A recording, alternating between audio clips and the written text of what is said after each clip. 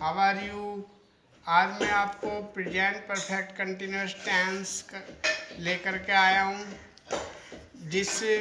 मेरा आपसे निवेदन है कि जिसने देख लिया है वो इसे अंत तक देखे और पूरी तरह से सीखे, और जो इस चैनल पे नया है LKM इंग्लिश क्लासेस पर, वो मेरे चैनल को सब्सक्राइब, लाइक और शेयर करें।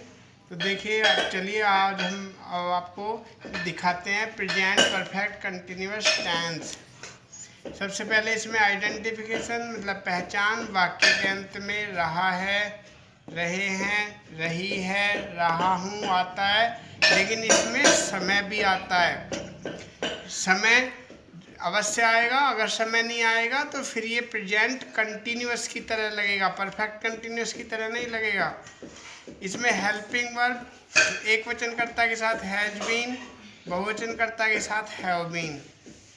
देखिए, उसके बाद मेन वर्ब, जितने भी कंटिन्यूअस टेंस है सब में मेन वर्ब फर्स्ट फॉर्म में ING लगती है।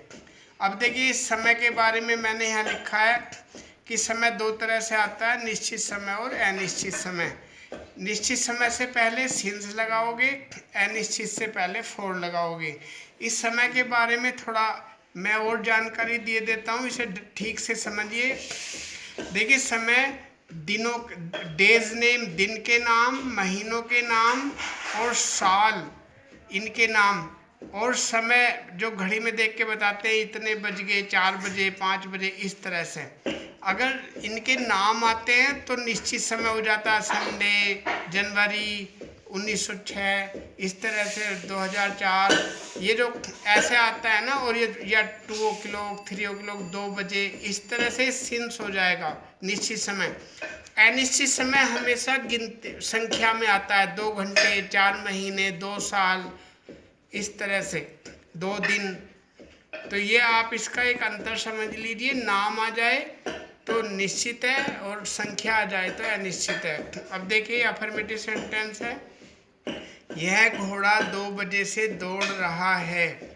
इसमें ये जो समय टाइम आ रहा है, इसके कारण ही ये प्रेजेंट परफेक्ट कंटिन्यूअस हो गया।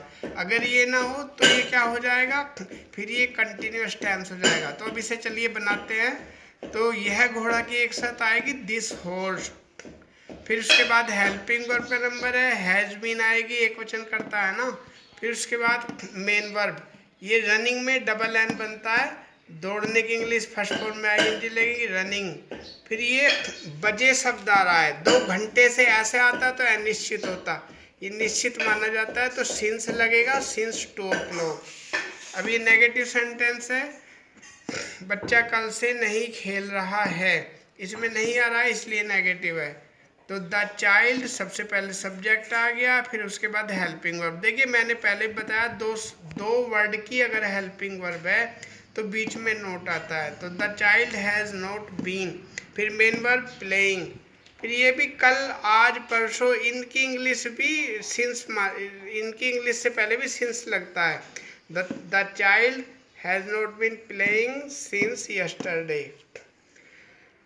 ये फर्स्ट टाइप इंटेरोगेटिव है, जिसमें क्या शब्द पहले आएगा, तो क्या पक्षी 2 घंटे से उड़ रहे हैं, ये बहुवचन करता है, बहुत सारे पक्षियों के लिए आया।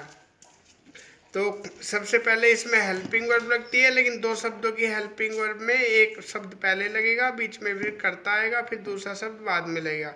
Have the birds playing, have the birds been, फिर फ्लाइंग आ गया, मेन वर्ब फर्स्ट फॉर्म में आएंगी। फिर ये 2 घंटे, यहाँ पे संख्या आ रही है ना कि 2 बजे ऐसे, तो फिर 4 लगता है, 4 2 आवर्स। ये सेकंड टाइप है, जिसमें बीच में क्वेश्चन वर्ड आता है।